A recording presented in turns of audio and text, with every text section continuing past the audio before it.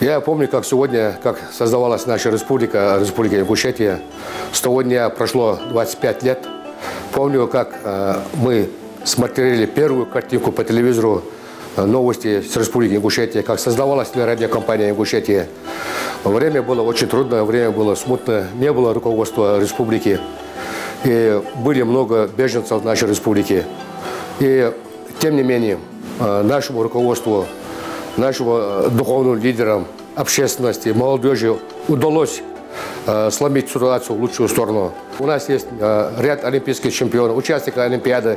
Это блестящая победа нашего легендарного дзюдоиста Хасана Халмурзиева на Олимпиаде Рио-де-Жанейро, завоевал первое место, тем самым восславил нашу республику по всему миру.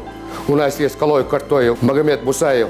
То есть и физкультура, и спорт, и образование, и здравоохранение сегодня у нас на достойном уровне. В городе Ингушетии у нас проходит туризм, канатная дорога, лыжный спорт по альпинизму. Этого у нас раньше не было, но с тем, что у нас был создан комитет по туризму, многие страны, многие люди нашего государства узнали, что у нас есть такая великолепная зона, курортная зона, где находится горное ущелье нашей республики. Назрань сегодня динамично развивается и поднимается уровень жителей нашего города. В связи с этим хотел бы обратиться к нашим жителям.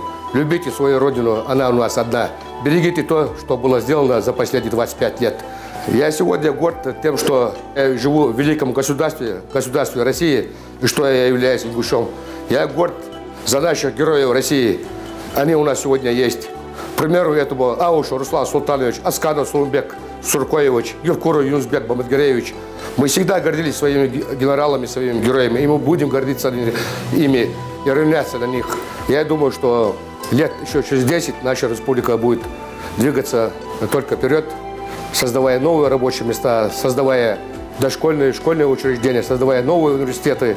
Хотел бы пожелать жителям нашей республики, жителям города Назрань крепкого здоровья, любви своей отчизне, чтобы сохранили то, что было сделано за последние 25 лет. Далдяга Долчо, я тому ждал.